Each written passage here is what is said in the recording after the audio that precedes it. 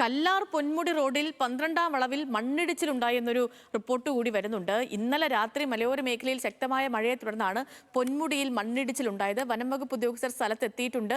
മണ്ണിടിച്ചിലിനെ തുടർന്ന് പൊന്മുടി അടച്ചു. ബിനിൽ ലീല സാബു വിവരങ്ങളുമായി ചേർന്നു. ബിനിലെ, നമ്മൾ ഇപ്പം ഈ വടക്കൻ ജില്ലകളിലേക്കും അതല്ലെങ്കിൽ മധ്യ കേരളത്തിലൊക്കെ ഉണ്ടായിരിക്കുന്ന പത്തനംതിട്ടയിലും ഇടുക്കിയിലും അതേപോലെ കോട്ടയത്തുമൊക്കെ ഉണ്ടായിരിക്കുന്ന അതീവ ഗുരുതരമായ സാഹചര്യം ഒന്നും ഈ പ്രത്യേകിച്ച് തിരുവനന്തപുരത്തും കൊല്ലത്തും ഒന്നും ഇല്ലെങ്കിൽ പോലും ചെറിയ രീതിയിൽ മണ്ണിടിച്ചിലും മറ്റ് കാര്യങ്ങളും ഡാമുകളിലെ ജലനിരപ്പും ഒക്കെ ഉയരുന്നത് ആശങ്കപ്പെടുത്തുന്ന കാര്യം തന്നെയാണ്. ഇപ്പോൾ ഈ കല്ലാർ പൊന്മുടി റോഡിൽ മണ്ണിടിച്ചിലുണ്ടായ സാഹചര്യം എന്താണ്?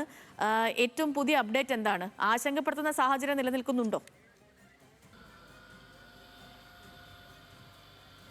സേതു, തെക്കൻ ജില്ലകളിൽ അങ്ങനെ ആശങ്കപ്പെടുത്തുന്ന വലിയ പ്രശ്നങ്ങൾ ഇല്ല. നിലവിൽ ഇന്നലെ രാത്രി മുതൽ തന്നെ അതിശക്തമായ മഴ തലസ്ഥാന ജില്ലയിലുണ്ട്. അതുകൊണ്ട് തന്നെയാണ് ഈ കല്ലാർ പൊന്മുടി റോഡിൽ രണ്ടിടത്താണ് മണ്ണിടിഞ്ഞത്. 12-ാം വളവിലും 22-ാം വളവിലും മണ്ണിടിഞ്ഞിട്ടുണ്ട്. ഇവിടെ ഗതാഗതം തടസ്സപ്പെട്ടു. മാത്രമല്ല, പൊന്മുടി വിനോദസഞ്ചാര മേഖല അത് താൽക്കാലികമായി അടച്ചിട്ടുണ്ട്. മഴ അതിശക്തമായി തുടരുന്ന സാഹചര്യത്തിലാണ് ഇപ്പോൾ അടച്ചിട്ടുള്ളത്. അതോടൊപ്പം തന്നെ വനംവകുപ്പ് ഉദ്യോഗസ്ഥർ അവിടേക്ക് ഈ രണ്ട് വളവുകളിലേക്കും എത്തിയിട്ടുണ്ട്. അവിടെ മണ്ണ് മാറ്റാനുള്ള നീക്കങ്ങൾ ഇപ്പോൾ തന്നെ തുടങ്ങിക്കഴിഞ്ഞിട്ടുണ്ട്. വിതുരിൽ നിന്നും ഫയർഫോഴ്സും അവിടേക്ക് എത്തിയിട്ടുണ്ട്. മറ്റൊന്ന് നെയ്യാർ ഡാമാണ്. നെയ്യാർ ഡാമിന്റെ ഷട്ടറുകൾ 4 ഷട്ടറുകൾ 20 സെന്റിമീറ്റർ വീതം തുറന്നിട്ടുണ്ട്. അത് അവിടെ ജലനിരപ്പ് ക്രമാതീതമായി ഉയർന്നു. അതിന്റെ പരമാവധി ലെവലിലേക്ക് എത്തി, ജലനിരപ്പിലേക്ക് എത്തി.